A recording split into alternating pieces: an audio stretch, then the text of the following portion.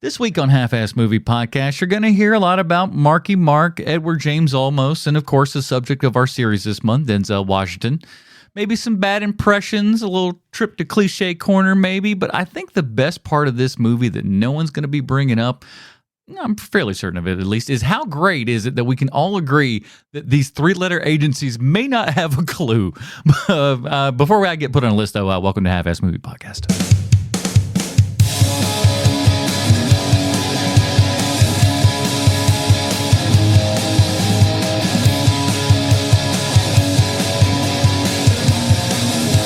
Ladies and gentlemen, welcome back to Half-Ass Movie Podcast, a show where we put together a half-ass theme as an excuse to watch movies. My name is Adam Portress, and joining me today, he doesn't have one, but somehow I know he could pull off a bolo tie. Sweet Sean Zakovacs from the internet.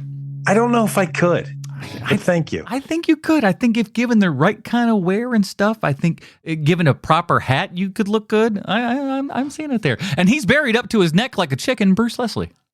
I'm proud to say I wore a bolo tie in a yearbook picture once. Here's the thing that I'm not surprised at, though. If you said if any one of us was to have worn a bolo tie at any point, you would for certainly be the one that I would choose with that. But I do think if like you kind of give him like a Joe Bob Briggs kind of outfit or something like that, Sean could pull that off. I've seen him dress. Oh yeah, that way I could totally pull that off. Yes, you'd pull that off for sure. Yeah, not with the you can't have a t-shirt on. I like the idea of just like Adidas head to toe and a bolo tie. Run DMC Adidas head to toe. It's like, whoa, it's the Southern Texas Run DMC guy. But yeah, so we're kicking on our Denzel Washington here, everybody, and we're thankful you guys are here. If you're here for the first time, thanks so much for dropping by. Stay a while, won't you? But if you're a Stalwart HMP fan, all the way from back in the Volume 1 days, we want to thank you as well, because this month we're doing our best to be thankful for all the things that we have. Specifically, one of our great American actors in our series we're calling Thankful, the action films of Denzel Washington. We covered Virtuosity, then Fallen. Now this week we're talking about a little movie that was always a bridesmaid but never a bride, Two Guns from 2013, starring Denzel Washington and Marky Mark. Bruce, this was your doing, yes? Yes, it was my choice, just because in homage of our old format when we were covering comic book movies, this is a comic book movie we didn't get to cover, so maybe it's doing a little double dipping there.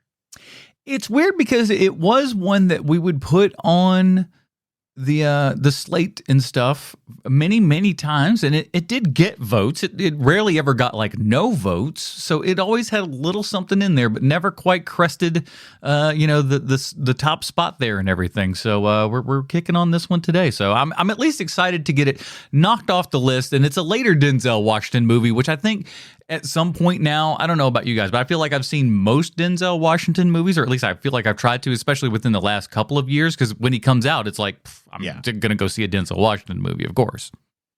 Take my money. I was surprised by how old this movie is. 2013. Mm-hmm. Yeah, I'm shocked by that. Yeah. I did not know. I could have told you that this was made 5 years ago. Yeah, it was kind of on, I don't know if I'd say on the first wave, because it's not quite first wave, but I mean it was taking a stab when comic book movies were big, even if they weren't superhero comic books. People were making them, like that Hell's Kitchen movie with the lady actors. I'm trying to think, it probably trying to be a little bit like A History of Violence is another one of those that falls into that category. Road to Perdition, that kind of stuff. Yeah, it was just like, has somebody put out a graphic novel that's been of some note, a variety, and depending upon how much you can pick up this one for, and this one I wouldn't imagine wouldn't be like picking up a Hellboy or something like that. This might be a little bit on the cheaper side and everything. It probably was pretty darned affordable. It was published by Boom, which shows you that it was creator owned for the most part. So they were dealing with the writer, and when you're buying directly from the writer, it tends to be a little bit cheaper than when you're buying from the publisher that tries to cut the writer out. The conglomerate. Yeah. The big boys. Oh, we'll get into all of that. And if this movie was kind of, like I said, from 2013, and was this an overlooked movie? Should it be something go people look out? We're going to check all that out. But before we do want to say a big giant thank you to the people who support us over at patreon.com/HMP. Those awesome people get pre-show, post-show, Dinger Zone. This week's Dinger Zone, since we got Marky Mark as our co-star here and everything in this Two Guns flick, we decided to do our top 5 Marky Mark films. And let me tell you something, boys and girls, I was surprised. I was surprised about the list. I really was. I thought, like, for sure it'd be like, these are going to be the first couple of things. No, we had for the most part, a pretty decently varied list. I was shocked. Yeah. Well, mostly for my picks, it's mostly because I can't stand Mark Wahlberg. So there's that. No, you know. And so it bodes super well for today's movie. But so if you do want to hear all of Sean's insights and I call it love for Mark Wahlberg. It's a different kind of love. It's a love that, it's like I'd love it when this cold is gone. And you feel better.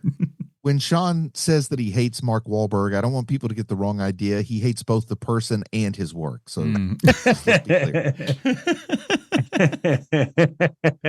What are you talking about? Mark Wahlberg's had nothing but a squeaky clean career his entire life. You shut your mouth. Look, man, it goes in this order, right? The movies of Mark Wahlberg that I can't stand the most. 1, Mark Wahlberg playing a smart person.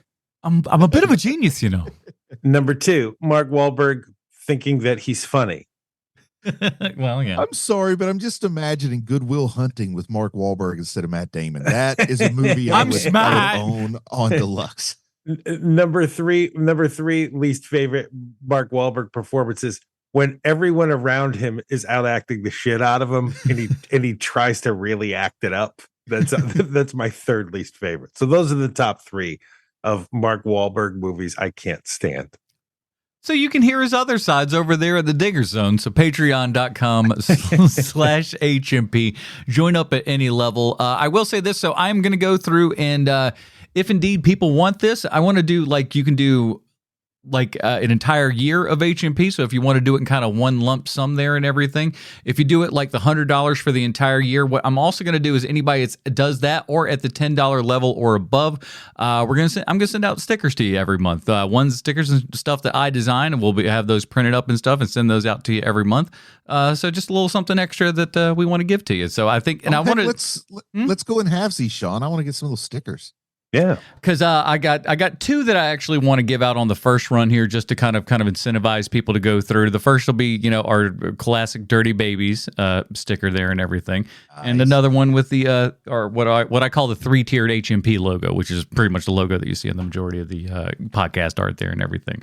So 2 of those, we'll go out in that first set, and then each month after that subsequent one, we'll go through and just kind of change some art stuff, just something I'll design, and we'll have some fun with it, hopefully. So if you would like that and more stuff in the shows, holy smokes, so much stuff, patreon.com/HMP. Love you so much. Or drop us an email over at halfassmoviepod@gmail.com. Review us on iTunes, Spotify, all those places. Tell your mama, and for the love of God, go over to youtube.com and just check out Half-Ass Movie Podcast.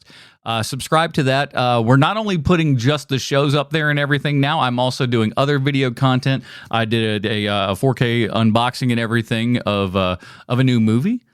So go check that out. I plan on doing more things like that. And you coming by and dropping some eyeballs and likes and comments on it makes me feel very, very nice.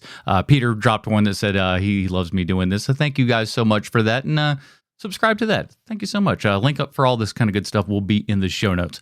All right, boys and girls, let's get into it. Here is the IMDb plot line for Two Guns. As we all know, IMDb 100% correct in everything they say and or do. 2 hardened criminals get into trouble with the U.S. Border Patrol after meeting with a Mexican drug lord, and their revelations start to unfold. I don't know if that's the right word to use, but okay, whatever. This one's written by Blake Masters. He was a big TV guy mostly. He did Brotherhood, Rubicon, Law and Order L.A. That's a new one, I suppose. Crossbones, Falling Waters, Sneaky Pete, and Heels. That's a wrestling thing. Two Guns is actually his only feature film to date, based upon the comic by Stephen Grant, directed by, I'm going to screw his name up, Balthazar Komikatar. It's an Icelandic name. So nice. he did Contraband with Marky Mark in 2012.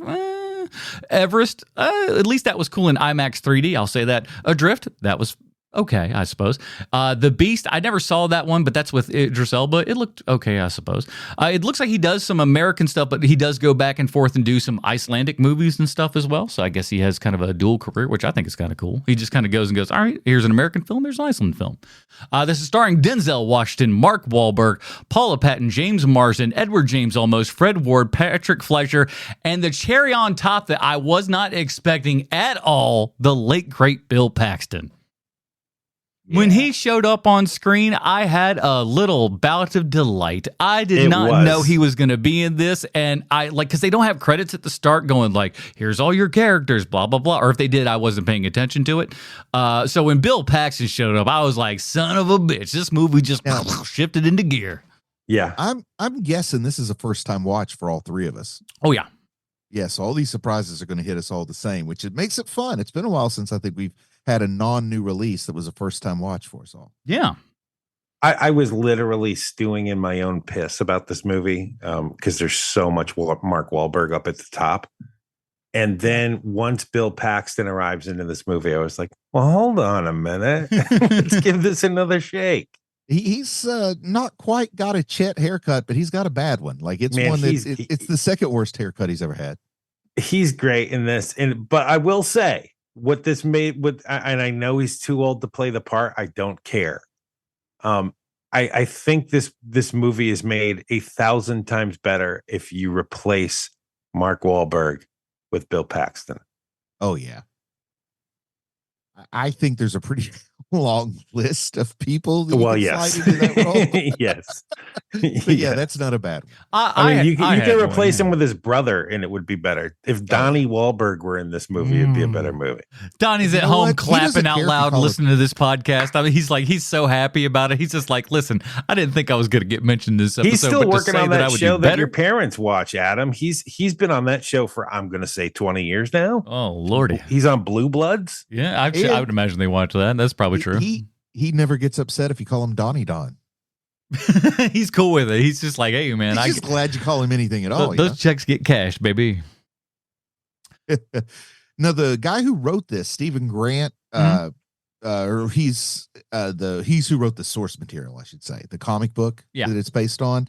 And I know him best as a Punisher writer, so this kind of would be in his wheelhouse with guns and explosions. What era of Punisher was he writing? Do you remember? I would say around 2005 to 2010, something like that. So it's past where he is in heaven, like fighting for angels and stuff. It should be, unless I'm wrong about it. I don't think you are. I think you're right. Because around 05, that's your past Ennis point and everything.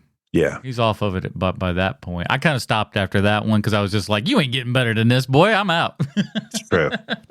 I'm like, what other... Tell me when you're doing some Punisher again, then I'll come back. Yeah. Until then, yeah. But how's this compared to the actual book and stuff? You said that you got the trade for an immaculately high price. I bought the trade paperback. Used to at shows, I would look for out of print trades because I was not real into digital at that point in time.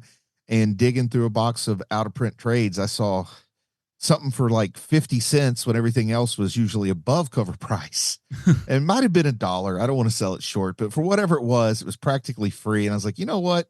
We're probably going to cover this movie for Hero Movie Podcast. So it's worth $1 just so I can have something to say for the comic book connection. Yeah. Oh, so you knew that that was made into a movie. Oh yeah, this was after we'd been doing the podcast. I mean, it was out of print by the time I saw it. So we're talking maybe 2017, if I'm guessing, 2016, something like that. It's one of those. That thing's been out. You see it for cheap, and you figure, hey, maybe there's a decent enough chance we come across that movie, given what we do. So, yeah.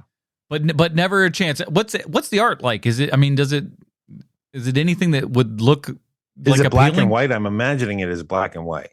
No, it's color art. It's boom. It's color art. Yeah, and it's bright colors. Not quite like old 3-color comics, but I mean, it's not like a nuanced Marvel comic. It's got that indie look where it's just bold, bright colors and not a lot of shading. Line work's pretty straightforward. Yeah. The artist was a guy whose name I don't recall. Is that Spanish? It's interesting to me that this was made into a movie. I'm guessing that once Denzel signs on, then it just gets fast tracked. But this seems like one of those movies where it's like, hey, we're gonna make this movie. It's not gonna cost a lot of money. And then immediately Denzel signs on, and you're like, this movie is gonna cost a whole lot of money, and we're gonna have helicopters in it, and we're gonna be shooting on location. It, like, there's a lot of that feel to this movie where it felt like originally what they wanted to do was make a very small movie, and then it actually just ballooned. Yeah, according to the old IMDb here, your budget for this bad boy was $61 million. Ooh, And it doubled it at the box office. Yeah, I mean, your worldwide gross is 131. So I mean, like, really? Yeah, which I mean, I guess I had Denzel's, never even heard of this movie until Bruce started forcing it down our throat. That was, well, I didn't. I'm sorry, man. I was just trying to bring something to the show. But anyway, the thing that I always thought was that this movie was forgotten, strangely overlooked. That I thought nobody went to see it, but apparently people did. Neat. U.S. and Canada gross was 75 mil. I don't remember. This is one of those things. This is one of those movies that's just such a blind spot for me. Like, I had never, like, I don't think I'd even heard of this thing. Here's the thing, though. I think honestly, the reason that you've got two very bankable names in here that are going to cross two very kind of, you know, different boundaries and stuff like that. And I think that ends up selling a lot of tickets. A lot of people like Denzel, a lot of people like Mark Wahlberg. You put two of them together, throw a few guns in the mix and everything. And again, you pepper it also with a couple of other great character actors and stuff like that. I think people are gonna, it makes sense. Yeah, and it does. For me personally, this came out within a year of the Sylvester Stallone movie Bullet to the Head, where they stylized it with the number 2, so 2 guns, bullet to the head. It was easy for me to kind of get them cross-wired in my head a little bit too, almost like they ate up each other's plans, because it's also based on a graphic novel. Mm-hmm. Bullet to the Head is also based on a graphic novel. Yeah. I had no idea. Also another one that we put up for French graphic novel, which is basically the French words for bullet in the head. 2 bullets in the head is what the French, I think, is what it is. I'm trying to read the French and translate it in my head. Bullets in a head. I think it's two bullets in the head rather than bullet to the head. So maybe that's why the number 2 is in there, because there were 2 bullets in. Anyway, it's the same story, only in this story, it's an American guy and an Asian guy going at it. Well, this also was supposedly at one point going to be called 2 Guns, 1 Bank. Shit, you not? That's at least according to the IMDb. Oh, that was probably a workshop name for the comic that got dropped because it's easier to print 2 guns on the cover real big. Yeah, the other one's like, it's too much. Yeah, you're right. It's one of those were probably the first issue, you know, because individual issues have their story titles too. I bet you 2 Guns, the very first issue is called 2 Guns, 1 Bank, and that's why they debate. Yeah, you're probably right. You just kind of like, how each of your preacher trades is kind of named there and everything. Now, this movie also came around when we were still dealing with a lot of prestige TV. You know, cable TV was still a place to be on Sunday night.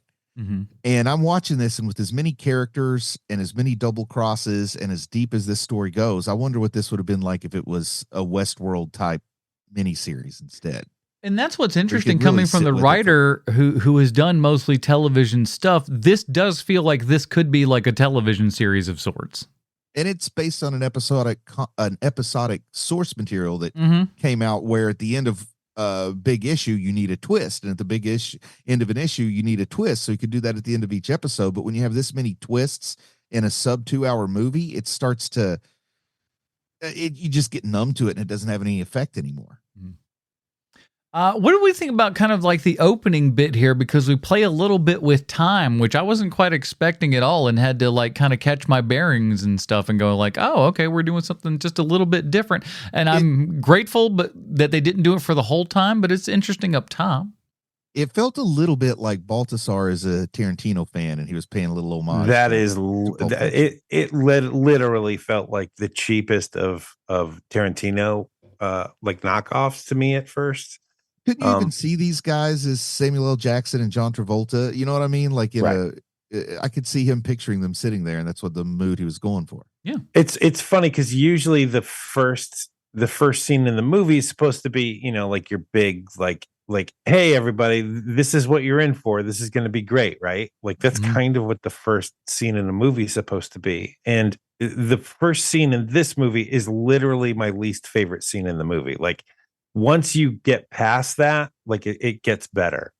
But man, that whole thing where like he's cool at the like it's just like, and he's like being flirty and like he's like he's like street smart. And it's just I knew that was the hell up. I knew that was the point where I'm just like, Sean is dying right now at this. He's just like, as he's winking at the waitress. And like, now granted, I think he's supposed to be an asshole character and we're not supposed to really like him. I think that's the character. I could be wrong, but I think that's what they're, maybe Marky Mark. Well, he does say it. He says, nobody likes me at some point. And I was like, yeah, you're right about that, buddy. Correct. Now, and it could have just been me having some attention span issues, being distracted by the phone a little bit. But they did the timey-wiminess so poorly that I thought they robbed a second bank the exact same way they robbed the first one. And then I saw like the diner even has the same name. That's stupid. And then it started to click with me. Yeah. Here's the thing. You're right. I guess the biggest problem with it is that it is clunky, is that you don't realize that you're in for that. And it doesn't telegraph it to you, but not in like, you can do that, but not in the ham-fisted way. It's tough to kind of quantify what I'm saying here, but like you can do it better than what we did here. I guess that's the ultimate way I'm saying. It's just like it's not done super well here to where it goes, oh, you understand that. It takes you scratching your head for 2 minutes going, oh, okay, this was the previous bit to okay, that makes more sense. I didn't even get that it was that there was like a time jump until Bill Paxton's character's like 3 days ago the diner burned down. Like that didn't even occur to me. Yeah, and Bruce, you're right. It made it look like that we did this exact same thing again. If you're not careful and looking at it, and you're like, wait, what? Oh, we're going back in time. Ugh, that was a missed or I don't want to say missed opportunity, but a miscalculation as to storytelling. But despite our early criticism of this, it is fun enough and it's big enough and the cast is famous enough and there's enough there. I'm still surprised that this movie wasn't a little bit bigger deal. Like it doesn't seem to stick in anybody's memory. Nobody talks about it. I mean, I think it should at least be on par with like early 90s Estevez movies or something. Like we still remember those and talk about them, even though they're not great. Yeah, I agree. I totally agree. I think that this is a movie that doesn't exist. And it's kind of surprising because there is enough in it to make people go, oh, you know what? That's pretty cool. Like, I mean, me, by the time that first scene is over, like I'm ready to set this movie on fire. But then when you start settling in with this movie, you're like, oh, well, that's pretty good. Oh, that's a good scene. Oh, you know what? That's all right. It's one of those movies where like if you can get past the things that you don't like about it, you're gonna be okay. Like it's that kind of movie. And also, like, if there's a particular element, let's call it Marky Mark or something. Well, let's just put a name on it and call it Mark Wahlberg. Yeah, if and you do that, it's kind of like punk songs. Just wait 2 minutes, another one's coming around the corner. You know, right. It's like you don't like this one. Don't worry. We've been showering the praise onto Bill Paxton because he is just so great in this style role that he's in. He's just so good. But everybody in this movie is, with the exception of Mark Wahlberg, is really like they know the assignment and they were really playing up to that assignment, which I like. Edward James Olmos in this movie is great. He's so good. When he shows, again, another one, I'm so glad they didn't put any names up top, or if they did, I didn't realize they did. Because when Edward James Olmos shows up, I'm just like, oh shit, this is great. I am so happy. And like, I love that man's face. It just photographs so well. He just like his emotions just leap off of that just old withered face. I love it so much throughout all the years, but even more so as the older he gets, the better it gets, it seems. It's true. And I looked up its release weekend, kind of trying to figure out how it got overlooked. It won the weekend. Huh. But it was one of 5 comic book movies in the top 20. I won't do the classic Bruce thing where I read the whole list to you, but it was also up against Red 2, where we're talking about like the comic book movies that aren't super. Oh, right. and Right. R.I.P.D. So it wasn't even bad enough to be the bad movie we all talked about. Wow. Like R.I.P.D. way more memorable to me than Two Guns because it was so bad. Yeah, that movie is like firmly in the let's not do this again style movie, but that's also what recommends it because to this day people reference that movie. Here's the crazy question I have for you. Did we ever actually review that? I believe we did. Oh, I didn't. You guys might have reviewed it without me. I can't. I believe we did. I couldn't tell you. I know it went up. I know, like Two Guns, it went up for votes so many times, but I don't. And again, all I can remember is the fucking trailer. It just doesn't it doesn't compute with me. I don't think we did. Maybe I've we never did seen it, so that's how I know I didn't review it. But it looks to me like they took Men in Black and Ghostbustered it. Yeah, yes. I don't think. No, I'm fairly certain we didn't watch that. If any maybe old we school didn't, HMPers know, let me I'm know. remembering that we did, but who knows? Like I said, I think it went up for votes so many times that it felt like we did. Maybe just that's much what it like is. this movie, where it's just like, surely we've seen that at this point. No, we have not. Really, just he's for- suggesting that movie again? Haven't we seen this No. already? Just for reference, the number 2 movie, the opening weekend Two Guns came out, was The Wolverine starring Hugh Jackman. Oh boy. So yeah, that was probably a couple weeks into that, and then this was just enough to again, you got Denzel, you got Marky Mark. That's enough. Apparently, that's enough for folk to come out. I've never made $27 million in a weekend. Mm. Well, your stripping days are long past you, so I don't think you're going to beat that at this point, bud. That's just a I was guess. the only stripper that went home with a debt. A bill. What is this? Really, again, I love the stupid, just we get into all the little character actors, like the vet when he shows up. I'm just I love that guy and everything he's in. He's just got one of those just faces, just a great character actor face that you're just like, oh, I love it. Yeah, there's a lot of those people in this movie too, where you're like, where do I know that guy from? Like that happens often. The thing that I'm most surprised by with this movie is just how many locations there are, because I'm guessing that this shot probably in LA or outside of LA, just because their Mexican town looks like a Mexican town. There, like all of that stuff.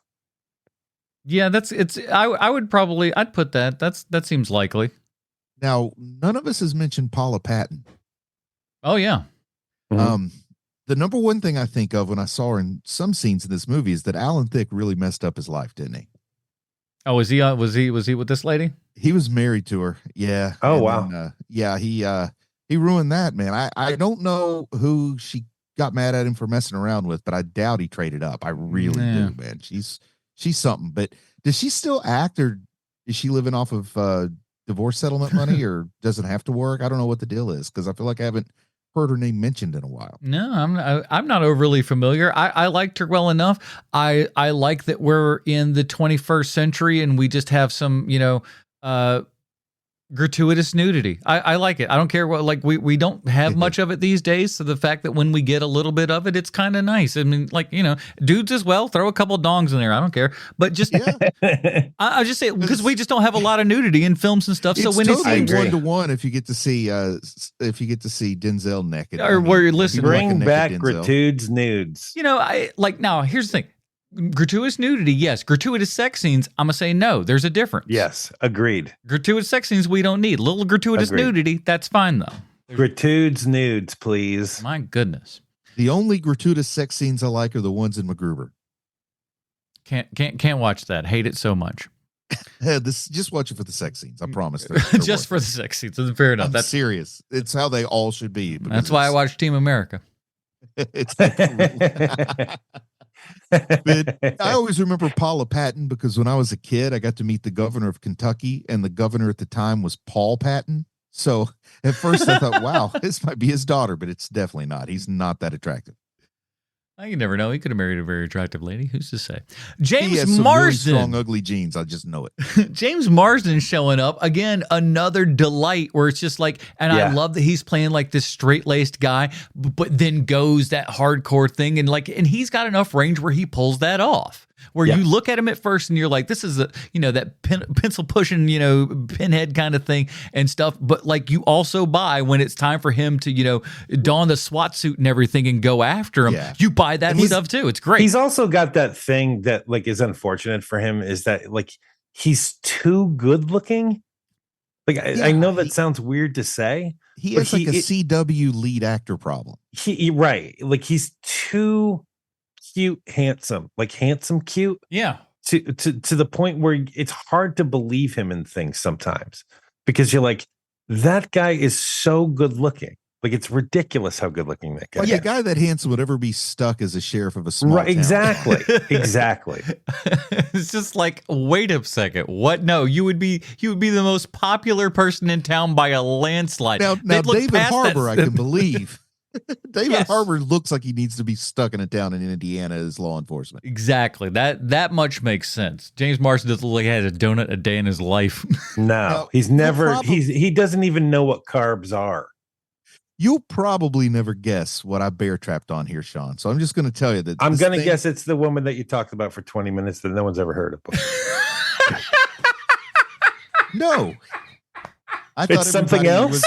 I thought everybody knew about Alan Thicke and his messy divorce. Oh God, it is on the top of my list. Oh, you know, we're big. What was the show that his dad had? The Current Affair.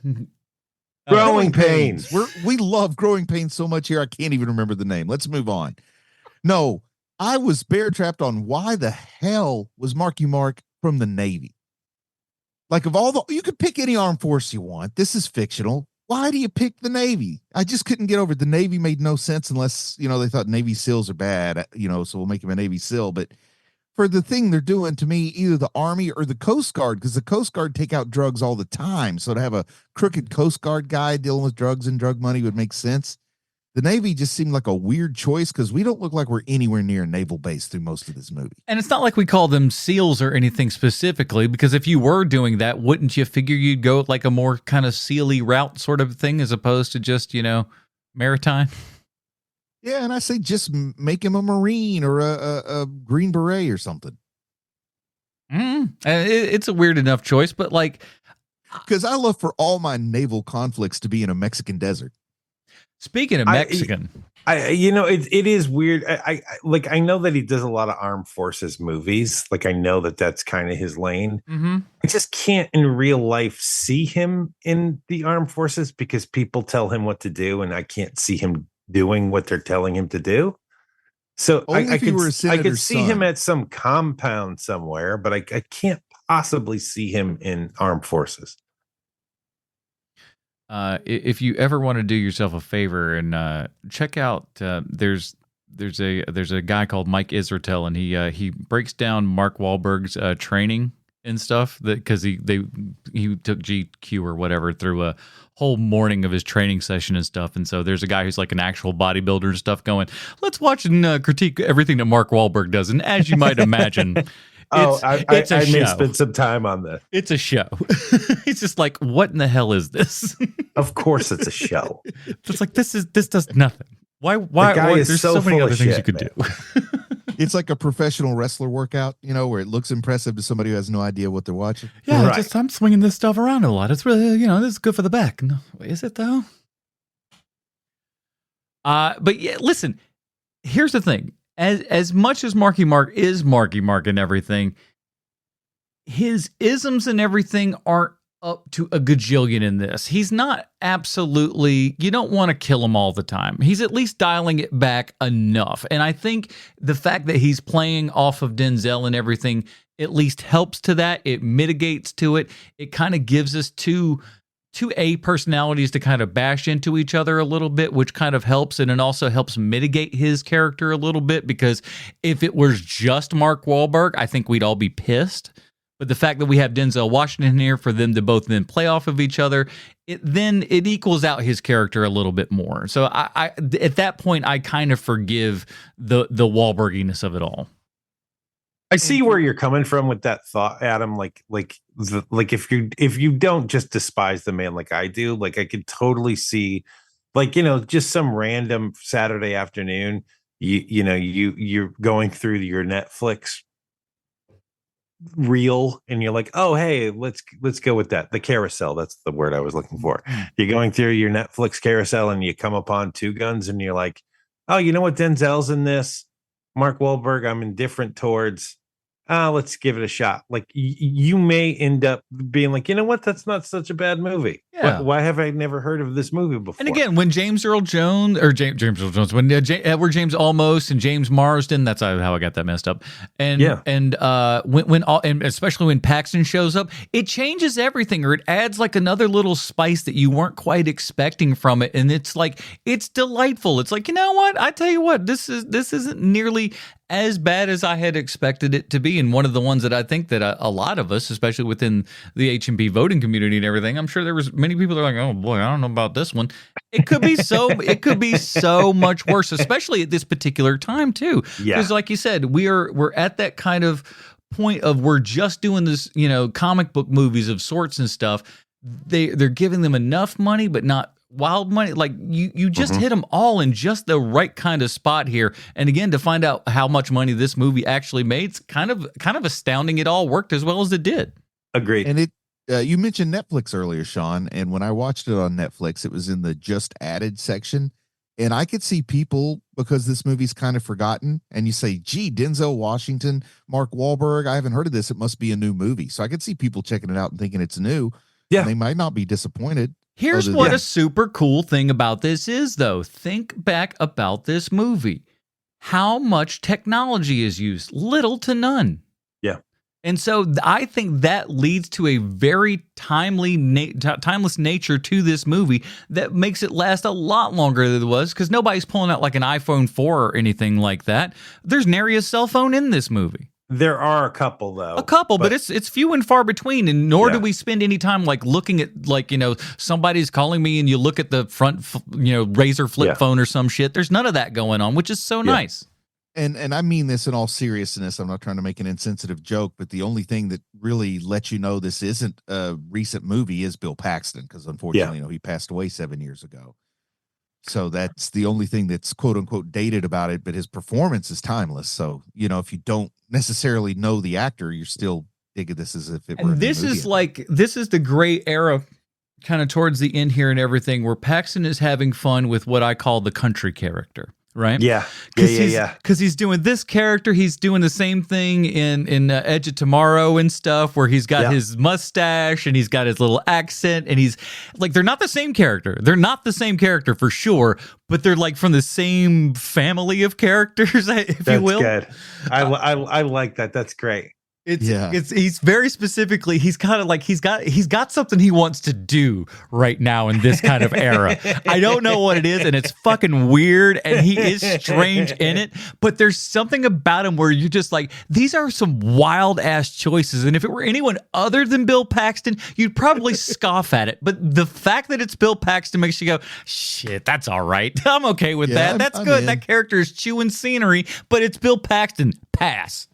It's the same kind of pass I give to Benicio del Toro. I don't know if you guys do, but I love his weirdness. There's another one where you're just like, listen, I don't know what in the earth he's doing in this Star Wars movie, but I'll take it. It's strange. He don't belong in anywhere near a Star Wars, but I like it. I like it. No. Breaking news: Crispin Glover's in the next one. I wouldn't be shocked. I couldn't put it past. His third act is going to be something to behold, I think. Benicio del Toro's third act, like when he gets old, and grandpa-y, like that's going to be something really fun to watch. Like, what do you want to do now? And like, I couldn't imagine. I can't imagine. Like, and he's still to this day, everything that you put him in a Wes Anderson film and you're like, you're even weirder than Wes Anderson characters. How's that possible, bro? So good. Gotta love it. Remember when Netflix thought that they had all the money in the world and they would get like Chris Evans to make an original Netflix movie? They got Charlize Theron for that Old Guard movie. They had that Jamie Foxx movie that was kind of superhero-y. This feels like it could have been made by Netflix in that era where they spent a lot of money on the totally. And we would have talked about how it's one of the best made for Netflix movies, but because it's a theatrical release, you look at it differently. Oh yeah, if this was put out on Netflix directly, it's one of the best just because of the Mark Wahlberg of it all. But I know what you mean. I would only mean that because the other ones never impressed me. You know what I mean? It's like where a C student suddenly the smartest kid in class if he goes to the right class. It's true. I think that the Old Guard would probably still be my favorite made for Netflix original movie. Oh, good. I love the writer on that, so thank you. I like the director. Win-win. Mm-hmm. I can't think of one. I was scratching my noggin and I'm just like, when's the last time I watched it? But do I feel I need to, watch something on Netflix? Because I it's The Kissing Booth 3. You can say it. All right, fine. It's Kissing Booth, at least season 2. Whatever the hell it is. Isn't that, wasn't that? I don't know. I don't know nothing about that. I think that's a teenage drama movie, I think. Yeah. I do think there's like 3 of them. Yeah, exactly. It's one of those things where you're just like, there's 15 of these, and you're just like, what the hell? I've never even heard of this. What? You're just like, it's the world's biggest seller. That's when you also know that you're getting old, where you're just like, I've never heard of this before. And the best part is you don't give a damn, and you don't even care. It's just like, hey, you don't know about this hot new thing. I'm like, yeah, that's great. Don't care. So it's happy like to it's not like care. when you see just how many Babysitters Club books you are when you're like an 8-year-old, and you're like, there's 875 of these. Well, I'll never read any. Moving on. I just start with the last one, so I know how it ends. Oh, good. Bit of a That's completionist. smart. I didn't think. See, that's why I know you're smarter than me, Bruce. I don't know if I ever read Babysitter's Club, but I did read some Sweet Valley High books when I worked at the library out of sheer boredom. Are they as great as they seem? I promise you that you would not be surprised by reading them. Okay. That's a great just statement. It's not an insult. It's just like, you wouldn't be surprised. If you see the cover and you want to read that book, you will be happy with that book. If you see the cover and you're like, what the hell is this? Like I was, you may not sing its praises, yet I still finished it. That's great. So it's like watching a soap opera. You know who we haven't talked about yet is Denzel Washington in this movie. Oh yeah, that little guy. He had a whole month. Done and gone. This is still his month, isn't it? Never mind. Yes. I thought we were doing Mark Wahlberg month, Sean. I thought I'll tell you what. Like, I know that I keep hounding on this, but like that first scene with Mark Wahlberg in it, I was like, oh no, Denzel's sleepwalking through this movie. I felt that way too at first. Right, and then once you get into the movie, you're like, oh no, he's not doing that at all. He's also not sleepwalking at all. He brings so much gravitas, and you know, I have such high expectations on him that I just sort of transfer that to his character, and I expect his character to be smarter than everyone else in the movie, and he's not totally in control, and he gets surprised, even though he gets to outsmart Wahlberg. That's like saying I outsmarted my neighbor's dog when I accidentally. I was going to say, it's like, what do you put when you put the tennis ball behind your back? Yeah, no object permanence with Mark Wahlberg. But Denzel is great and everything. I've never not liked Denzel, but it's easy. I won't say easy. This is one of the first times where I may have forgotten I was watching Denzel when I watched the movie. Oh, wow. Really? Yeah.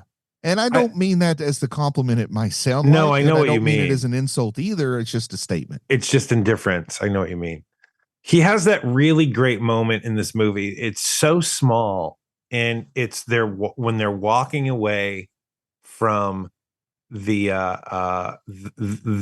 triple quadruple cross at one point, and he pulls the gold teeth out of his mouth, and he's like, man, I cannot stand these things. And like, and it's such a small little moment that I was like, man, that is such a smart character decision. Like he's not making it a big deal. It's a very small moment, and it just makes that character so much more human than it was 30 seconds ago. Well, and the interesting part is that's not the first time that he on screen takes those off and stuff. So they actually plant even earlier that he doesn't particularly even like wearing those, because he's putting them in and out a couple of times, and only late to the end does he actually mention that. So you're right. It is just this nice little thing that's kind of been show. And we did tell, but not like in a showy way or anything. It was like you said, it was more of like a character aside that you wouldn't even think about until, because we're not pointing at it. We're not telling you to pay attention to that per se. It's just something that kind of came out that, again, you're right, could have even been a Denzel thing. I'm like, well, this is a pain in the ass to have these things. Right. I think this was just a paycheck for Denzel. This is the first time I felt like it. You know what? I absolutely do. Yes. I'll say this though. I was like on show days, I like to go take a little drive on the back country roads and stuff and get my mind straight about the show and think about having what kind of thoughts and stuff that I got.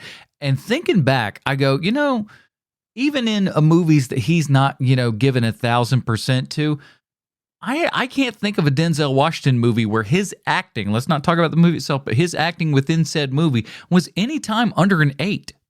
No, that's right.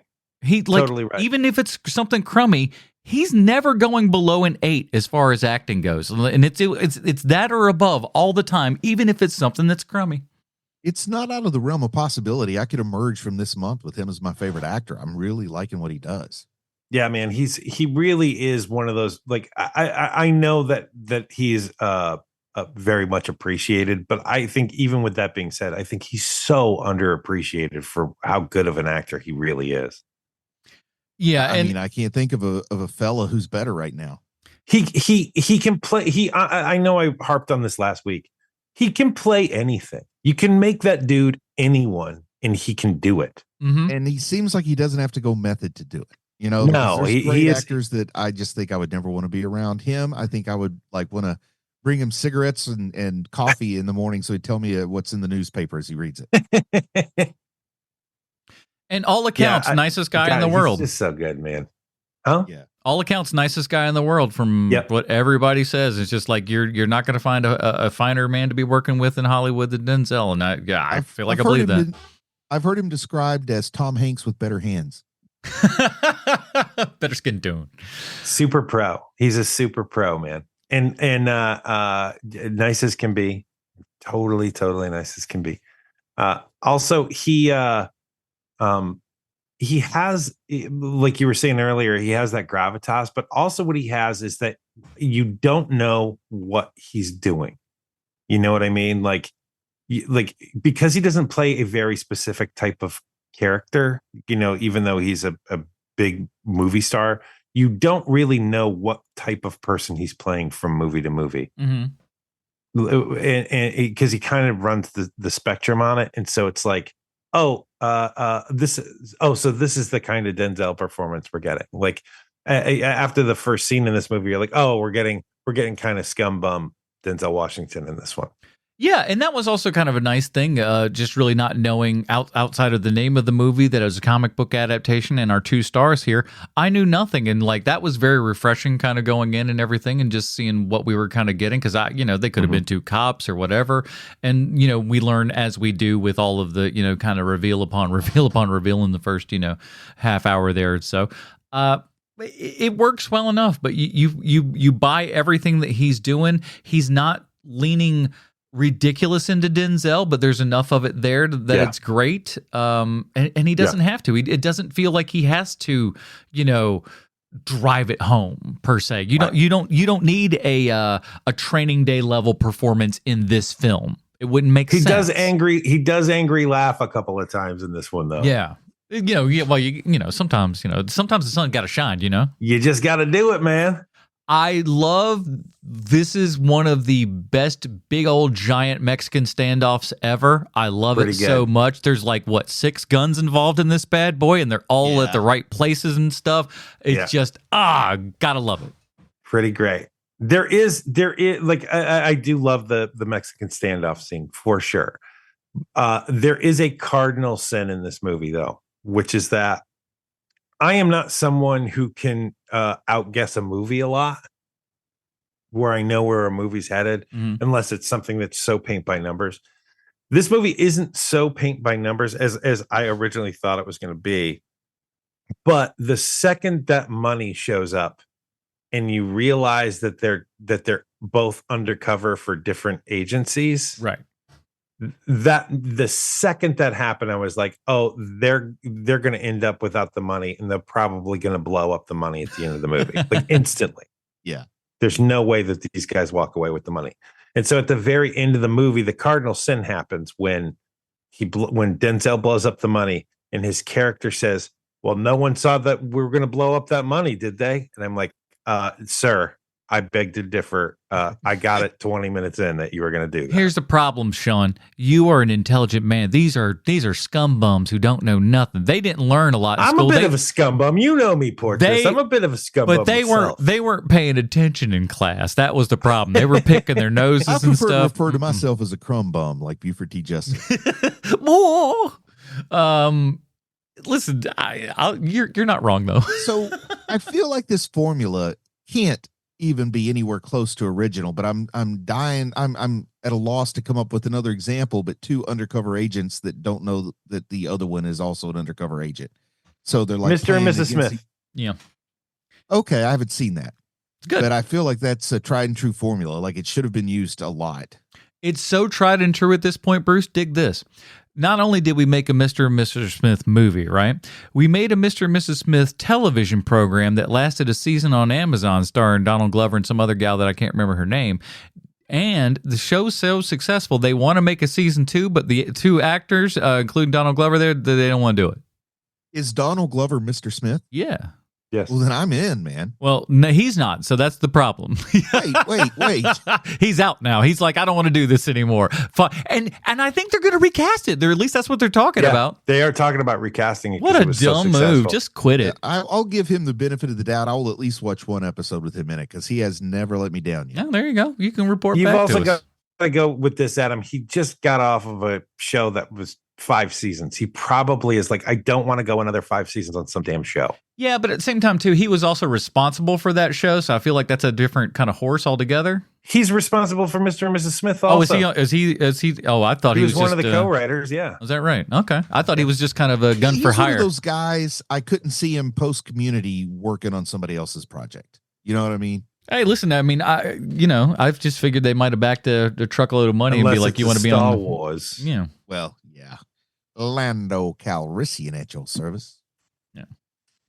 I don't think I have much more to say about this. I mean, it's a fun comic book movie. It's got maybe too many plot points for its runtime, but I also don't want it any longer. I think they could have probably just maybe cut a few of the twists out. You could have. Well, I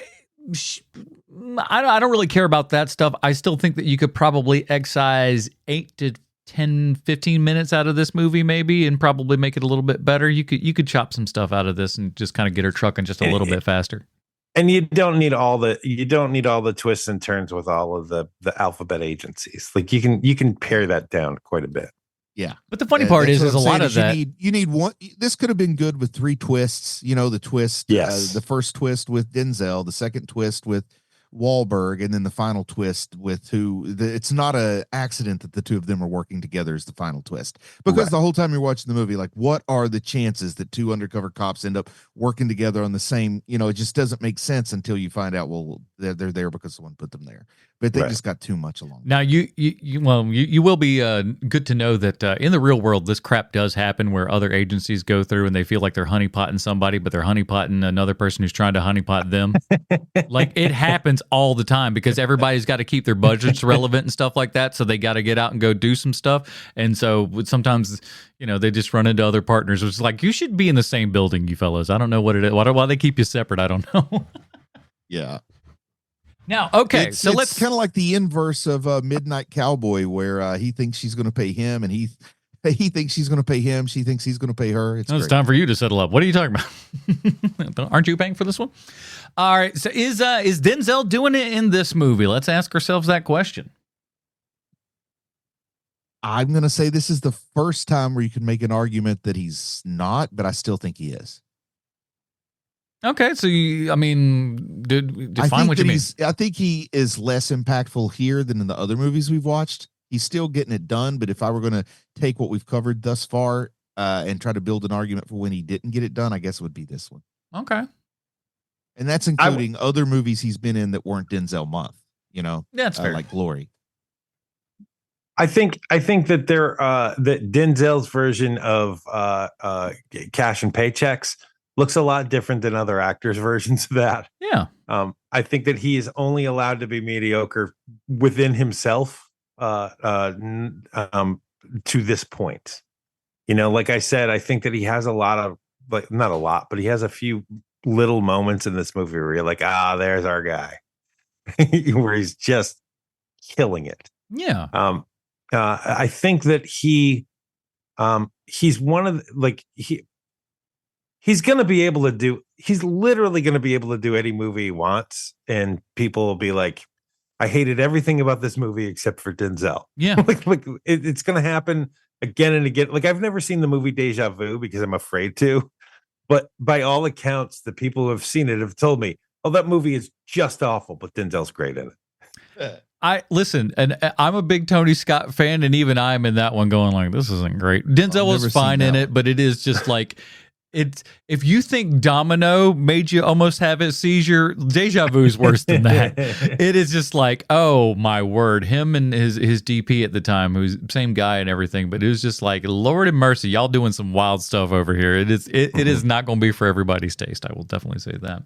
I think you could have replaced Denzel with Robert Forster. That was going to be my next question. So if we had to replace, Robert Forrester, you think? I really like Jackie Brown. No. I don't know why you would, if you're going to replace this person in this movie, why it would be Denzel Washington. Now, I have a person that I would recast, and I'm not going to lie to you. My recast is it seems the most obvious in the world, I would think, and I know I'm going to get 100% approval from Sean of switching the actors out here. I want to take out Mark Wahlberg in this movie and put in Ben Foster.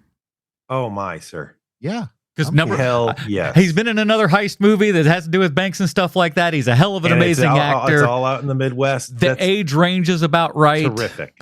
So it actually makes him a little bit younger than Wahlberg is, so it actually makes it work a little bit better in that case as well.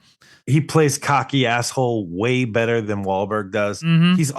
He also seems far more dangerous a human being than Mark Wahlberg does. Yeah, I'm scared of that guy for sure.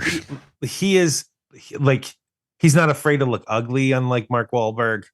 Like, there's so much. But he could probably be charming enough to get the waitress too, I think. Absolutely. Exactly. You guys are talking about Ben Foster. I even think Ben Schwartz would be better than Marky Mark. Yes. Agreed. I'd love John Ralphio and Denzel. Me too. I don't want him in John Ralphio character. Listen, that's another movie, but I'd watch it. Yeah, so that's good. Yeah. All right, boys. Movies only come in two forms. This one could fall in either category, but it's either art or fart. Bruce, where is Two Guns for you? Art or fart? Man, I like it, but it's hard to call it art. It's, you know how like when you're the one who farts, it doesn't bother you that bad. Oh yeah. It's like a fart, but it's my fart. So it's like I would not want to subject anyone else to it, but it didn't bother me being in a room alone with it. So how about you, Sean? Slight fart for him, Sean. For me, it depends on where you stand with Mark Wahlberg, right? If you think that Mark Wahlberg, when you see him and you're like, that guy seems really cool, then you're gonna love Two Guns. When I see Mark Wahlberg, I think, man, that guy sucks in every way that a human being can suck. So I don't like the movie. However, if you're indifferent towards Mark Wahlberg, you're probably gonna like this movie, especially if you're like me and you like your movies a little heisty, because this movie is a little heisty. Yeah. And the other performances in this movie, especially the people who are bringing the ham, like they are killing it in this movie. Edward James Olmos, Bill Paxton, like those guys are great. I mean, even handsome boy from Handsome Boy Modeling School. He's great too. Marsden doesn't have a ton to do. His character's a little underwritten and stuff like that, but he does with it what he can. He's great in it too. It's all about Mark Wahlberg. Like and the very, very Tarantino-y opening to this movie. Like once you get past the Tarantino-ness of it all, like then the movie's fine. You will be singing its praises once they've decided to stop doing it. Because I was just like, God, if we're going to be timey-wimey this whole time, I'm going to be a little upset because this so dialogue, far it ain't good. Like the dialogue is very Tarantino-y too. Oh yeah, yeah. And so like I am not. I'm calling this movie fart, but it's close. It's close to non-fart. It's closer than you might think, but it is a fart. I'm just going barely art because I teeter-tottered back and forth today with my kind of thoughts and everything, and because it is just so close. But I think there's enough things to recommend this movie, and again, it's one of those ones that people haven't really seen. You don't hear people talking about it, and I think it's at least good for one watch. I think most people will probably have at least enough of a time with it. They're like, that wasn't too bad. If it's on Netflix and, or something like that, and it's a rainy day, you can do a lot worse to waste, just under 2 hours of your time. But you could also do a lot better. So, choose your time wisely. I don't, like I said, if all of those elements together enough sound good to you, I think it's worth exploring. But I think Sean's also very much right. If any of those elements go, ooh, do skip, because it's not going to be worth it for you. It's all based on your Wahlberg mileage. It really is. Yeah. Is next week a new release? Are we back to new release territory? Absolutely, because we're coming around Thanksgiving here and everything, and as such, we're all thankful. We're thankful we can go out to the movies and see a Denzel Washington movie, because I don't know what you guys have heard. Have you guys heard the Denzel news recently? Is that he's kind of announced that pretty much he's retiring. He's got 2 more movies and he's out. Two or three more things. Now, granted, one of those is a new Black Panther movie. Yep. So, Well, rumor is he's renting a room in Gene Hackman's place. Listen, I'm here to see whatever the man does, and I hope he quits, happy and rich. So I'm all here for it, and God knows he's given us enough, work over the years. He's prolific enough that you're not going to run out of stuff to watch. He doesn't need to make more if he doesn't want to. Oh yeah, and that's why we also subtitled this series "The Action Movies of Denzel Washington," because we want to do more Denzel Washington, over time and stuff like that. So we'll be coming back to because there's so many of them. He has, outside of this, we got drama roles, we got there's so much stuff to choose from. So we're coming back to Denzel. We could do civil rights Denzel Washington and have enough for a month. Exactly. It's just like the gift keeps on giving, and so we are headed out to the theaters next week to see Gladiator 2. We got Denzel, Ridley Scott, 20 years after a sequel. What's to worry about, right? Everything should be fine. Yes, no worries, mate. Yes, no worries. Everything's gonna be super good. So we'll be talking about Gladiator 2 next week. I don't know anything. I really don't. I'll say that I have seen the trailer, and it's a well-made trailer. Yeah, there you go. I just stopped any 5 seconds into it. It's just I know enough to be like, don't show me nothing. I don't it ain't gonna help. So I refuse to do it. And so, but I'm excited to get out. And, I could be totally wrong about this, but it really does feel like Ridley in his wheelhouse. It feels like, ooh, this is the kind of Ridley I like. Isn't it just wild to go, that man's 80 years old? He's older than that. He's almost damn 90. Yeah, he looks so good. He always just chomping on the cigar and just telling you, well, here's a little bit about this, a little bit about that. And you're like, he still got it. The dude still got it. And you see he storyboards out everything, and he's just an amazing artist. It's God, what a talent, that guy. We'll talk more about him next week for sure. In the meantime, Sean, where we can find more of your work on the internet? Go to the YouTube, go to HMP, and subscribe, please. Yeah, we got videos coming up there and stuff, and outside of just this show itself, so you can listen to this show if you're not around a podcast player or anything else like that. You can throw that audio up there, and video and stuff as well. I'm doing some DVD and Blu-ray unboxings and stuff like that, and I may have a couple more things brewing in the future, so go check that out. Links are in the show notes. Bruce, what's your favorite type of sandwich? My favorite type of sandwich would be a free sandwich. Hey, as long as it's got that word free, you sound like my grandpa. I'm going to be completely honest with you. Your kids need to start making kids as soon as it's appropriate for them to. Oh, I bet you'll be a great grandpa. He would be an amazing grandpa if you think about it. That is a good call. I never thought about that. You're going to be a great granddad, man. Oh yeah. Big time. Yeah, I'm going to be Santa Claus this holiday season. See, he's prepping for it already. The man's he's got it in his bones. You can't take it out of him. That is it, everybody. Join us next week for Gladiator 2 for Sweet Sean to Kovacs from the internet. I'm Adam Portress, reminding you that the only difference between art and fart is an F.